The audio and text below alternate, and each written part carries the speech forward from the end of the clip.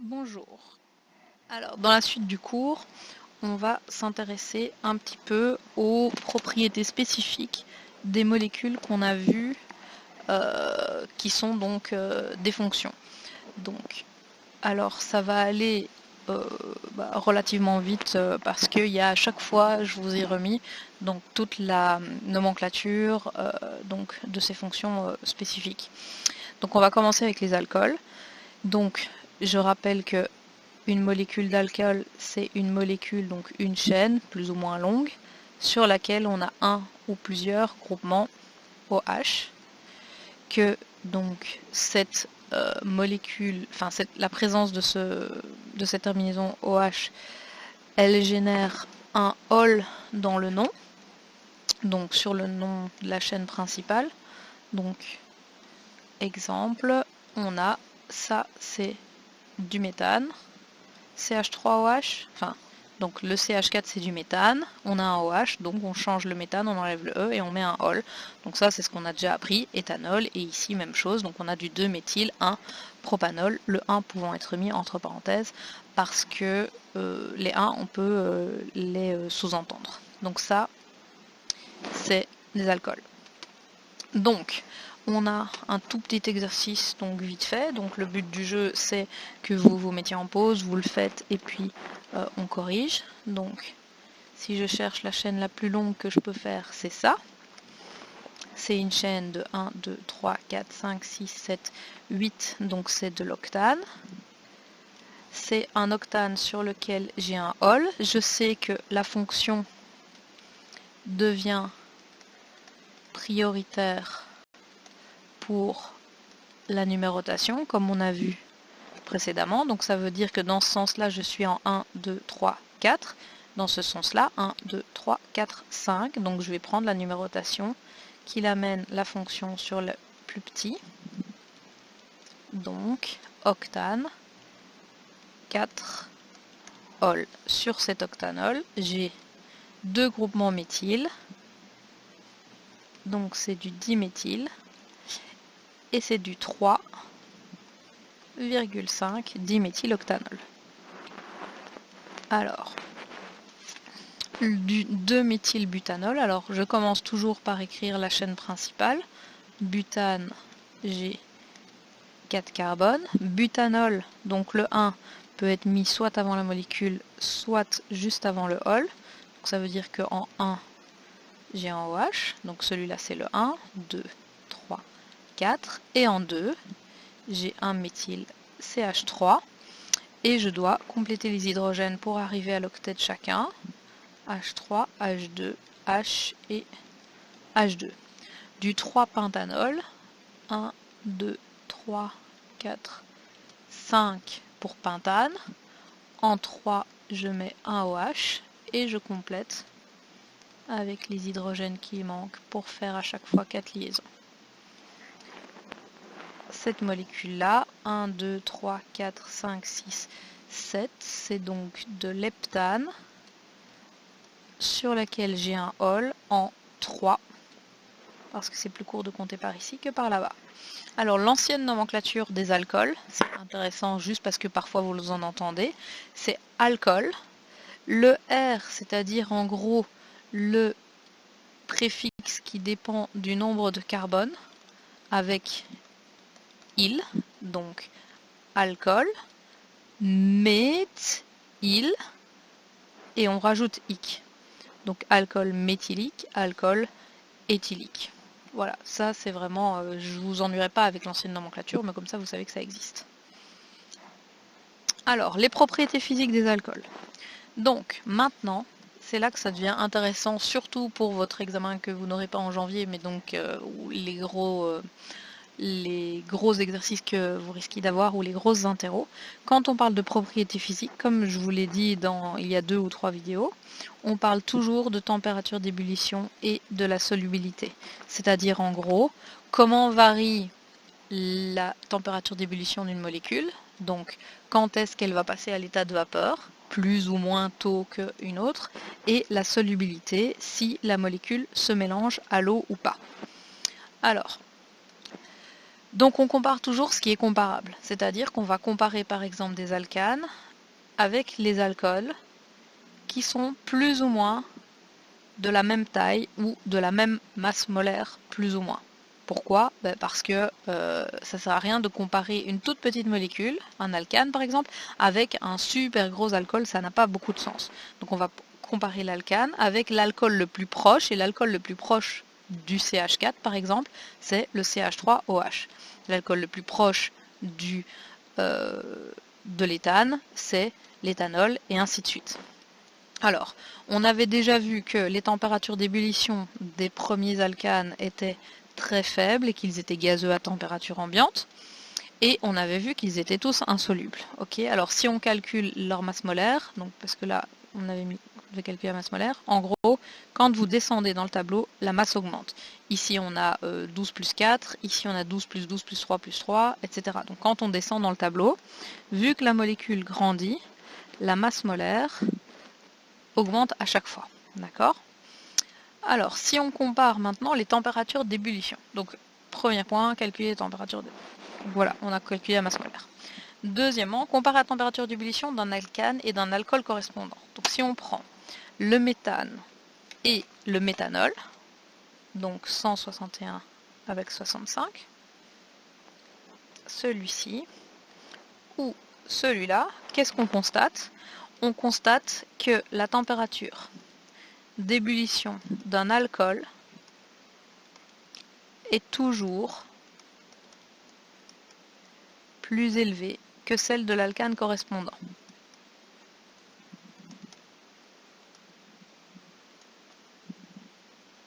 Qu'est-ce que ça veut dire? Ça veut dire que pour une même quantité, enfin pour une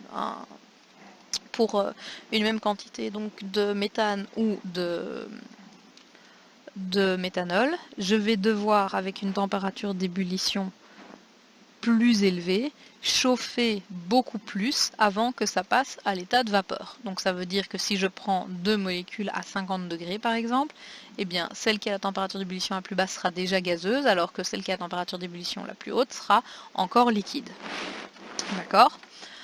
Alors, cette différence, elle est due à la présence du OH de l'alcool. D'accord? La seule différence qui existe entre un CH4 et un CH3OH, c'est la présence de ce OH. Alors la température d'ébullition, elle s'occupe, en gros, elle dépend de la tendance qu'ont les molécules à vouloir rester ensemble. Donc on avait déjà vu que deux méthanes n'ont pas tendance à rester ensemble. Pourquoi? Parce qu'ils sont liés que par une toute petite interaction carbone-carbone, et qu'on avait vu que c'était des interactions faibles et qu'elles ne tenaient pas beaucoup les unes aux autres. Ça veut donc dire que si l'alcool a une température d'ébullition si élevée, parce que si vous regardez, on fait quand même un saut de moins 161 plus 60, 60, 120, on est à un taux à une différence de 220 degrés plus ou moins, donc c'est quand même relativement élevé, c'est pas 3-4 degrés, c'est beaucoup. Donc ça veut dire que dans cette molécule-ci, il doit y avoir quelque chose qui attire les molécules les unes aux autres en plus. Et cette chose ne peut être que le groupement OH. Parce qu'il n'y a rien d'autre, c'est la seule différence entre les deux. Alors qu'est-ce qui se passe entre ce groupement OH? Alors qu'est-ce qu'on sait à propos du groupement OH? Pour ça, il faut revenir au cours de l'année passée. Alors on sait que un groupement OH, c'est quel type de liaison? Donc dans n'importe quelle molécule R qui est liée à un O qui est lié à un H, on sait que la liaison OH est une liaison covalente polarisée, parce que la différence d'électronégativité est entre 0,5 et 1,7. Elle génère donc des delta plus et des delta moins. Et donc, elle crée un dipôle, c'est-à-dire une différence de charge. Ces charges vont pouvoir attirer d'autres molécules et les retenir de façon plus forte que si le dipôle n'était pas là. Donc ça veut dire que quand j'ai un alcool CH3OH qui se balade dans un petit pot dans lequel il y a tout plein de méthanol par exemple, eh bien j'ai d'autres CH3OH, j'en ai tout plein. Et qu'est-ce qui va se passer en réalité? Eh bien le H qui est delta plus d'une molécule va être attiré par l'oxygène qui est delta moins d'une autre molécule. Donc il va s'établir des interactions comme ça entre les différentes molécules. Donc là où avant il n'y avait que un lien CC dans le CH4, si on prend la bouteille où j'ai mes petits CH4 qui restent pas liquides et qui s'éloignent les uns des autres, là où avant je n'avais qu'une seule interaction qui devait se briser pour pouvoir séparer les CH4 les uns des autres, ici je vais avoir plusieurs interactions à casser. Je vais avoir la même interaction qu'il y a dans le CH4, mais aussi ici ces petits liens mauves qui attachent les molécules, donc parce que celui-là est attaché à un autre hydrogène d'une autre molécule, mais celui-là peut être attaché à un autre hydrogène d'une autre molécule, et ainsi de suite. Donc chaque molécule va être attachée aux autres par potentiellement 3 petits liens mauves. Alors ces liens mauves, c'est ce qu'on appelle des ponts hydrogène. Ces ponts hydrogènes, ça correspond donc à une interaction entre un hydrogène delta plus d'une molécule et un doublet électronique d'un O, d'un N ou d'un F. Donc tous les atomes ne peuvent pas faire des ponts hydrogènes. Donc ici j'ai un doublet d'un O, un H delta plus, donc il va s'établir un pont hydrogène. Alors pour vous donner juste une mesure de est-ce que c'est des liens forts ou est-ce que c'est pas des liens forts, les liens hydrogènes, c'est eux qui tiennent votre ADN. Donc vous vous souvenez, la fameuse double hélice que vous avez dû voir quelque part en bio, d'accord? Eh bien cette échelle-là, donc elle est liée ici par les liens entre les bases à sauter. Les A et les T qui en font 2, et les C et les G qui en font 3. Je pense que je ne me trompe pas. Ou alors c'est 3 pour A et T et 2 pour C et G, mais vous voyez le principe. Eh bien, cet ADN, il ne tient que grâce, enfin, la double hélice d'ADN ne tient que grâce à des ponts, des interactions de ce type. Or, votre ADN, il fonctionne plus ou moins bien, il tient quand même vachement bien, donc c'est des interactions qui sont relativement fortes. Alors, il y en a beaucoup dans l'ADN, c'est ce qui fait que ça tient ensemble, mais donc c'est pas des interactions, c'est pas comme coller une étiquette et puis la décoller. C'est des interactions qui tiennent fort. C'est pour ça que quand vous regardez, eh bien, quelle est la différence entre un méthane et un méthanol? C'est la présence de ces O et de ces H, delta plus et delta moins, et le fait que donc quand vous avez deux molécules l'une avec l'autre, elles vont créer des ponts hydrogènes qui vont faire qu'il faut plus d'énergie pour pouvoir séparer les molécules l'une des autres. Donc ça revient en gros à redessiner ce qu'on a dessiné à la page d'avant. Donc j'ai un CH3OH, j'ai un H, un O et un CH3, et je vais en remettre un autre, d'accord? Parce que dans un pot de méthanol, par exemple, vous avez tout plein d'interactions et de molécules. Donc celui-là va faire un autre lien avec quelqu'un d'autre. Et donc vous voyez, en gros, si vous voulez séparer ces molécules, eh bien, chaque molécule fait une interaction CC entre molécules qu'il faut casser, mais ça, elle était présente dans le CH4 aussi, qui est là au-dessus. CH4, CH4. Mais en plus, il faut casser, ici, 3 ponts hydrogènes pour pouvoir séparer cette molécule, en plus du lien CC, pour pouvoir la séparer. Donc, il y a plus d'interactions à casser pour séparer les molécules l'une de l'autre. Et comme il y a plus de molécules à séparer, eh bien vous devez fournir plus d'énergie pour les casser. Donc ça, c'est le dessin. Donc, pour séparer une molécule de CH3OH de ses voisines, il faut donc briser 3 interactions de plus que dans le méthane.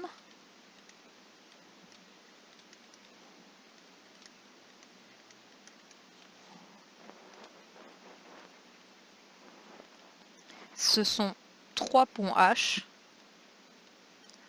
donc il faut fournir plus d'énergie. Vu qu'à chaque fois que vous cassez une liaison, vous devez fournir de l'énergie. Alors, troisième question, est-ce que l'éthanol se dissout facilement dans l'eau?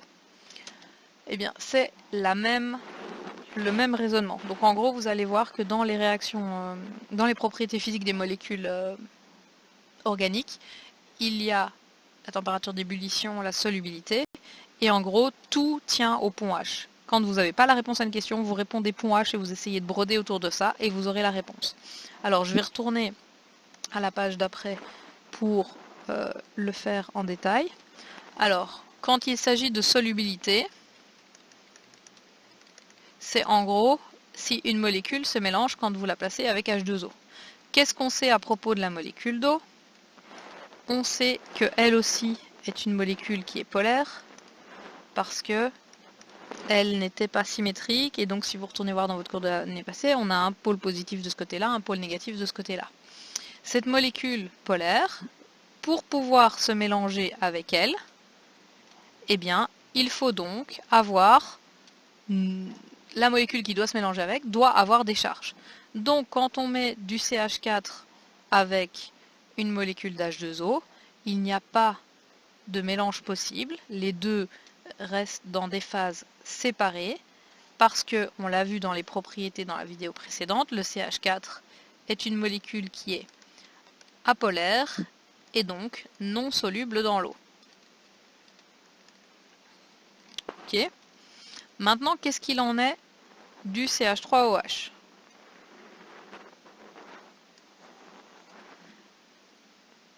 CH3OH et H2O. Donc si je mélange les deux, est-ce que les deux vont se mélanger ou est-ce que les deux vont se séparer en deux phases comme ici? Si vous regardez dans le tableau, parce qu'en fait j'ai pas lu le tableau jusqu'au bout, les trois premiers étaient insolubles, les alcanes. Par contre, si vous regardez dans le tableau des alcools, ils sont solubles, donc solubilité dans l'eau, pas de limite, pas de limite, pas de limite, pas de limite. Ça veut dire quoi? Ça veut dire que vous pouvez en mettre tant que vous voulez dans l'eau, ce sera toujours soluble. Au bout d'un temps, comme ils sont un petit peu grands, là vous voyez que vous pouvez plus en mettre que 80 grammes par litre ou que 22 grammes par litre quand ils deviennent plus grands. Donc ça veut dire que clairement, si je mets du CH3OH dans de l'eau, les deux deviennent solubles. Enfin, les deux sont miscibles, donc l'un est soluble dans l'autre. Pourquoi? Eh bien, je vous ai dit, tout tient au pont hydrogène. Le H, ici, va pouvoir faire des ponts hydrogène avec l'oxygène de l'eau. Et les H de l'eau, qui sont chargés positivement, vont pouvoir faire des ponts hydrogène avec l'oxygène ici. Et même chose, vu que j'ai de l'eau tout partout, j'ai des hydrogènes qui vont faire des ponts hydrogène avec l'oxygène du méthanol. Donc ça veut dire qu'en gros, si la molécule fait des interactions avec les molécules d'eau, eh bien elle se retrouve entourée de molécules d'eau et donc elle se mélange bien avec la molécule d'eau. Donc les deux sont miscibles l'un dans l'autre. Pourquoi est-ce qu'elle peut faire des ponts hydrogène? Eh bien parce qu'en fait, elle a des doublets et un H qui est delta+, et l'autre n'en a pas. L'autre en a aussi, donc les deux peuvent faire des ponts hydrogène entre eux. Donc, est-ce qu'il se dissout facilement? Oui, car il y a établissement de ponts hydrogène entre le OH de l'alcool et l'H2O. Donc si on redessine ça, eh bien j'ai CH4 et H2O, il n'y a pas de pont hydrogène. Pourquoi? Parce que dans CH4, j'ai pas de H delta+, et j'ai pas de doublet électronique, donc je peux pas avoir de pont hydrogène. Dans CH3OH,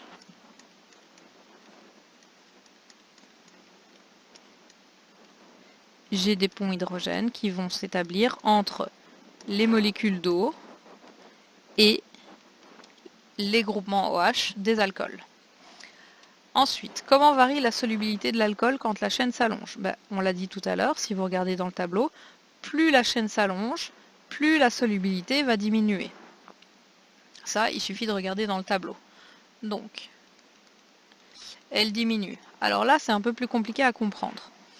Pourquoi est-ce que quand j'ai du CH3OH, c'est soluble, et quand j'ai du CH3, CH2, CH2, CH2, OH, c'est moins soluble. Donc, parce que ici, j'ai des molécules d'eau qui font des ponts hydrogènes, clé doublée de l'oxygène, et ici, même chose. Alors, est-ce que vous voyez une différence au dessin de cette molécule-ci et au dessin de cette molécule-là? Donc ici, j'ai des ponts hydrogènes entre le H et le O, entre le O et le H, entre le O et le H, entre le H et le O. Est-ce qu'il y a une différence entre les deux? Bah oui, il y a la longueur de la chaîne ici. Alors cette longueur, cette chaîne, c'est ce qu'on appelle une queue hydrophobe. Alors ça y est, ça écrit plus.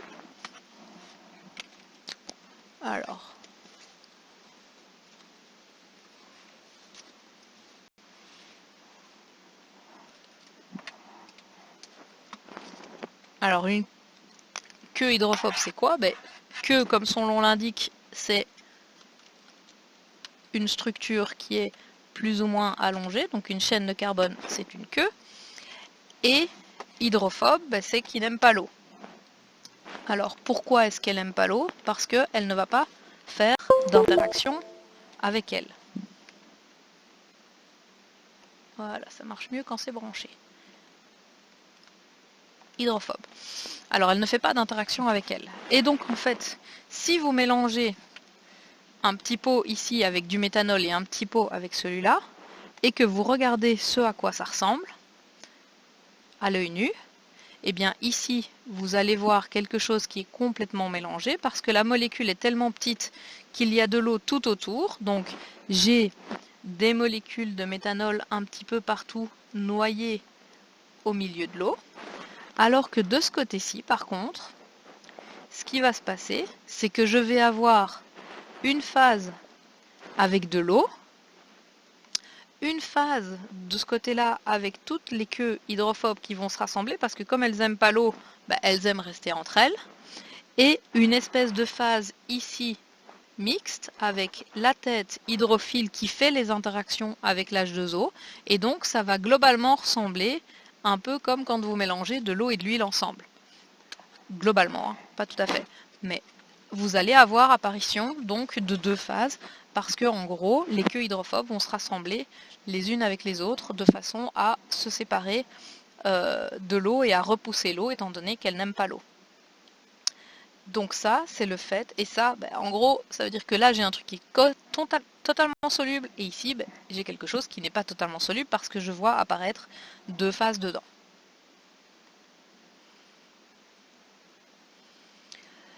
Alors, si on résume ça, parce que c'est super important et j'insiste vraiment, si jamais vous faites des sciences l'année prochaine et que vous avez un cours de chimie-orga, ça va revenir en long, en large avec les fonctions.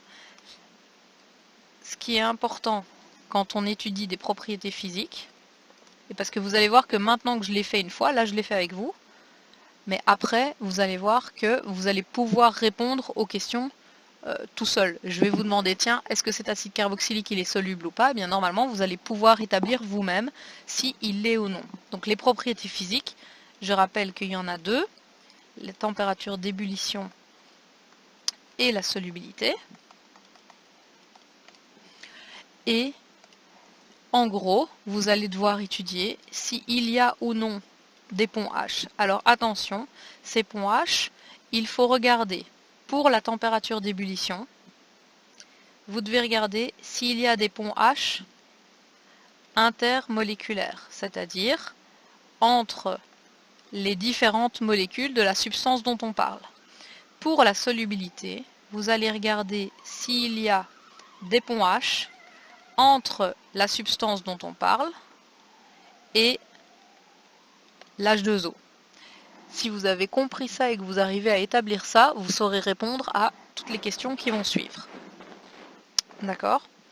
Donc ça étudie les propriétés physiques de toutes les molécules organiques. Les ponts H, alors bien faire attention. Pour caractériser la température d'ébullition, on regarde les ponts H entre molécules de la substance.